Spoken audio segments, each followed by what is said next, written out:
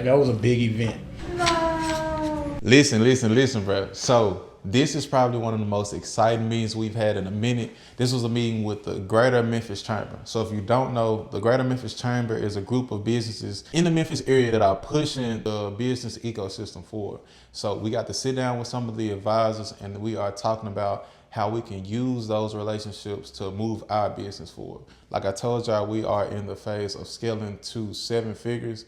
And I think this is the next big step. No matter what level you're trying to scale to, I think some of the information that they give us in this meeting will be good for all levels of entrepreneurship, whether you're starting out or whether you're years along in your journey. So I hope y'all enjoy it, tune in, and see you at the top, man. We gotta pay the ticket. We gotta pay a ticket. You got me a ticket? When? And just now. From where? In my alleyway. They giving out tickets now? Yeah. You got a ticket on the truck too? When? When I went to the truck, it was a ticket on the truck. Call it HR. Me too, girl. Yeah, cause this is unacceptable. It sure is. You recording right now, Jay? Yeah. Hi. You did all that. I'm thinking she finna say Right, something. really finna say something. She got to say hi. New beginnings, 4th quarter, let's go.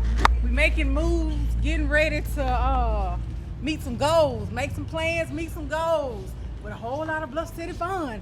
Let's get it started. We heading up to our first meeting as members of the Chamber of Commerce. So I'll get some advice on how to use the resources that they have and make an action plan to actually use them. I want to formally introduce you guys to Eldridge. Eldridge is going to be your membership account executive. So he's going to take over from here. Thank you. My space is a little bit different, so I deal with the manufacturers, but I also can help you with whatever's keeping you up at night. Just say workforce. We have a workforce team that I can connect you to. If you're having an issue with a stoplight outside of the building, you know, where you guys are, or the street, those are the things that I do. I connect you to those resources. But everything else, Eldridge is going to be your day-to-day. But what do we need to kind of talk about today? One of our major priorities for this 4th quarter is going to be to capitalize reaching out to the manufacturers to get them for the last push of events for this year. Mm-hmm. We did want to specifically speak with you and kind of like have like a coaching section over the contract aspect of it, to I guess the best ways, practices, and stuff to pitch. To pitch the contract, because that's new to us. What's up? So, as you know, entrepreneurship is hard. At Bluff City, we're in the process of scaling up to a 7-figure business. And, you know, you seeing it day to day. So you already know what it is. But if you are new on your entrepreneurship journey, I got a couple of things that can help you out on that. One, if you're trying to figure out how does he get his mindset right, I wrote down a couple of the mindset shifts that I had to do in order to scale my business. So all of that is in that book. And also, this is something that I go back to every now and again. So as I go to different mindset shifts, as I have to change my mindset, I put that in a book so that you can help you on your journey. Number 2, if you're in the beginning of entrepreneurship and you're trying to figure out how to market yourself, I wrote a marketing 101 book. This is very basic marketing techniques. It's what I use to scale our business from 20,000 up to 6 figures. And I cannot promise you that it's going to take you farther than that. All I know is that's what I did to get to 6 figures. When you talk about crafting your offer, finding clients, and offering clients, that's what's all in that ebook and course. So you can find it there. And lastly, if you have any entrepreneur ideas that you want to talk through with me, you can go ahead and get on my schedule. All of those links are in the description, so you can go ahead and check those out, get what you need, and then you get back to the video. Do you have companies in mind? So I always start with the list. So this is what you guys are now members. You can look on the portal, write down 3 to 5 companies or what that you want to connect with, and that's how we start. And vet the companies. Look up their website. Make sure what you do is something that they possibly do or would do. Always look at, usually at the bottom of most companies' website, they have their philanthropic efforts. They may have St. Jude, they may have United Way, they may have American Heart Association. See what those things are. So when you talk to them, you're already equipped. You can say, look, I see that you guys are supporters of, of Breast Cancer Month or the American Heart Association. We'd love to see if we can do something for you, for your employees during that time, or for the people, your sponsors or your company. So that way you're already equipped. So you're taking out the no. So, you know, because once you talk about their charitable events, that's always like, oh, they looked us up. How do you know that? So now you got them kind of backed up against the wall. So now you're giving them, you're giving them an opportunity not to say no. And that way I'll make those connections, especially if it's a company that I have a relationship with. But I'm gonna put that back on you. Do your research so that when you talk to them, you are equipped with that knowledge. Yeah, and I think also, as we talked about this morning, as excited as we are, I'm going to challenge you to be an active member. No one can represent you better than you. I can talk about you all I can, but the passion is not going to come from me. We want you to also be present at some of the events that we do as well, because here again, that's an opportunity for you to talk about what you do in that setting. But the advantage to what Jeanette is saying is that we have over 1,500 members, so you wouldn't have to go through and look at all 1,500 members and figure out which one you think you should target, because they are categorized. Then you can kind of cut that search down. I'm asking you a question because I'm learning about the video you sent was huge. That was a big event. So how small will you all filter down to? With tables wherever you need. We can do as small as we do backyard parties too. Okay. So it might just be one inflatable in the backyard. But I think the reason I sent that was because we had previously talked about the manufacturing companies. Okay. And that's just good for me to know. And that's what this is about, because just like I'm challenging you to build a relationship, I challenge myself to build a relationship also. We're going to work real hard to make sure that we're not just give you a seat at the table, but we want to make sure we're putting you at the table where the conversation is going to be productive. It has to be productive conversation that's meaningful to you and what you're trying to do. And can I chime in and say Yes. something? I would, set some goals. Give yourself a timeline. You don't want to spend too much time on companies that's not, So just say if I make a virtual connection with you in Vantiva, and I say, hey, she's a VP of Vantiva. She's someone we have a relationship.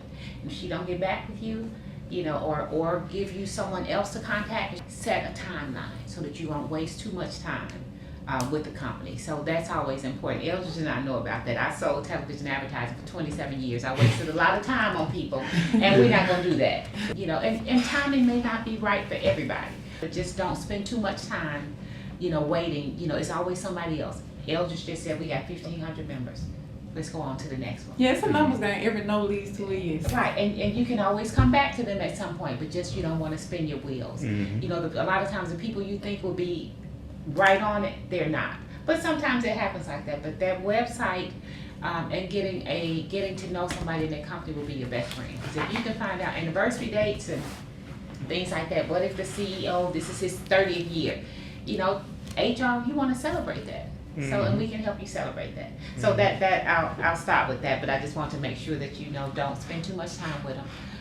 But also focus on whatever the hot, a lot of times you do a website, a company say celebrating 150 years. You find out when is that, and they say, oh, that's next month. We can help you with that. I had wrote down 2 weeks. Well, what would you say is a good kind of timeline? I would give them a month. A month? I would give 4 weeks and then move on to the next. 'Cause, there's so many prospects out here, but I would give them 4 weeks. Because within 4 weeks, somebody should have emailed you back. Even if it's not that person that I introduced you to, they can pass your information on to somebody. Yeah. So I would give them 4 weeks. And that's a good timeline, because a lot of times you're dealing with bigger companies. Mm-hmm. They got other The stuff. process got to go through. When you're talking to someone that has 200 employees, that decision may have to be approved by someone else. So that's why I think a 30-day, 4-week, 30-day time frame is good. Right. And it's also suggests as they're planning out their budgets for 2025 to put that in a budget. Right now, October, they're planning budgets for 2025. Yeah. So this would be a perfect time to get in and say, hey, let's do something once the weather breaks in March. So get them to put it in there. Always, and start high with that, because money is always good when they're planning. Yeah. But at least and they may say, well, we told you $10,000, but maybe we got to shift it down to $7,500, and that's fine. You start high. Sometimes you have to show it before they know it. So as you do events and you're talking to other people, invite them to the event. Hey, we have an event that's going on. We're doing for Hershey. We actually do a lot of events with the Memphis Parks. We actually on the contract. That's our first contract. So that is a good idea to start inviting. Broadcast. Especially Let them see it. the HR managers, Yeah. or someone that has, from a manufacturing space, the only person that may be able to get out to something like that would be the HR manager. The plant manager and director of operations may not, but the HR manager can, and she may say, look, I need a little bit longer lunch because I got to go see what they got happening in this park over by UT because this is what we want to do. Mm-hmm. So that's something you suggest to her, and she said, oh, well, I hadn't even thought about that. But yeah, so tell her to come and see what we do. Yeah. And she can do some video. Everybody got video on their phone, and she can take that back and show her team, and that just helps you guys. Another target would be some of the colleges, Southwest. They have a lot of employees. They may want to do employee appreciation. They might want to do student appreciation one day. And TCAT. I know yeah. The president of Dr. Gwen Sutton, the next time we are at something, she's there. I'll make sure you guys connect. She would be a great person to know and to have. She's hands-on, so she would be a good person to know to have in the hopper to strike some contracts with her. So the challenge would be to think outside the box and think about places that you normally wouldn't target. But anywhere else somebody has more than 15 people working, that's a target for you. Because as Jeanette mentioned earlier, culture is important right now. It's always important in the building. So if companies can do something to show their appreciation towards their employees, that $3,000 to $7,000 investment is worth it for them. They're supposed to talk about, hey, what's the return on the investment? Well, now you have a good, clean attitude in your building. So now your people are going to be more productive. So you want to be able to target those companies. Anybody and everybody that has over 15 employees should be a target for you. Because there are a lot of things going on in the city where companies are investing not only back into the city, but they're investing in their employees. So if you look at someone that works at the airport, for example, they may have an event one day that they're doing for employees. Well, it's a lot of employees work at the airport. Mm-hmm. And they got the budget to do it. FedEx. That's right there. FedEx, they ain't gonna tell how many people they employ in the city. Right. UPS. FedEx employs about 36,000 people in the city. There you go. So with the bigger companies like that, what I found out is that it's one big company, but it's so many different departments, and each department does their own thing. And so it's like that for us as well. For me, it's like peeling back the layers of an onion. You have no idea how many calls I have to make to get to the right person in the organization. I always say the HR person knows everybody in the company. That's the one person that kind of formulate a relationship with, because they can tell you if people leave, and they can point you in the right direction. It's a challenge, but I would start at HR. That's why I always start at HR, and let them tell me who I need to talk to, and then you'll get relationships with them. Say he just left, but now we got a new person. So formulate the relationship with the HR person. Typically in large organizations, the HR team is really responsible for making sure that the morale stays up. They charge to make sure that the environment is good and a fun atmosphere. And big companies like to do employee appreciation days all the time. Now you have to figure out how you factor into that. Mm-hmm. How can I make this a part of the function that you all are doing? These are just ideas we're throwing out there because companies are doing it. Mm-hmm. And they have the money budgeted to do these things of that nature. One thing I've been struggling with is like approaching, I guess when you offering something and it's like the two different things. So you said, because we actually do team building exercises, and we also do like the employee appreciation. I guess the question is like, is that fine to shoot both of those at the same time? Well, or like, what's the best way to go about that? Find out what they do. What they want. Okay. Find out what they do. Find out what they do, and then present options for them. You have to become a good listener, because they're either going to tell you what they want to do, or they're going to tell you what they would like to do, or they're going to tell you what they're not going to do. So you have to listen for those keys, okay? And when you hear those keys, then that gives you an opportunity to say, let me sell myself. So then they're going to tell you what it looks like then, right? Or you're going to say, you know what? We do that too. We can offer that service too. Or you're going to say, we really can't do that. So in your mind, you're putting together how your conversation is going to go. And sometimes it's going to be great, awesome. Let's continue this conversation at another day. But like Jeanette said, you don't want to be a hamster on the wheel. You just can't keep chasing it. So set that time, and that's why it's so important. You start the conversation, and then let's see where it goes. Because that may lead to a whole bunch of things. So you don't pull out everything. Don't pull out all the stuff. Just start talking, and then start listening. You know, let them talk, and they may say, well, you know what, we hadn't thought about that, but we can do this and we can do that, and you thinking, oh wow, I'm glad I didn't mention it. So just, you know, let them lead you, follow their lead, and they'll lead you to the right place. And then if they don't, there's you know, their buying signs. If you just kind of let it flow and let them tell you, and you feed off what they say, because you said based on what I heard and based on what you said, you know, there's opportunities here and there. Listening is so important. How long have you all been in business? 5 years officially. Congratulations. You made the 3-year That's threshold. what I told them. I said, look, you guys got to celebrate that. Yeah, that's do awesome. everything. Celebrate 5 years. Celebrate every milestone. That is Make awesome. a big deal out of it. So you made it through COVID. That is something to celebrate. And as a member at your level, you have paid for a ribbon cutting. You all should really consider doing that.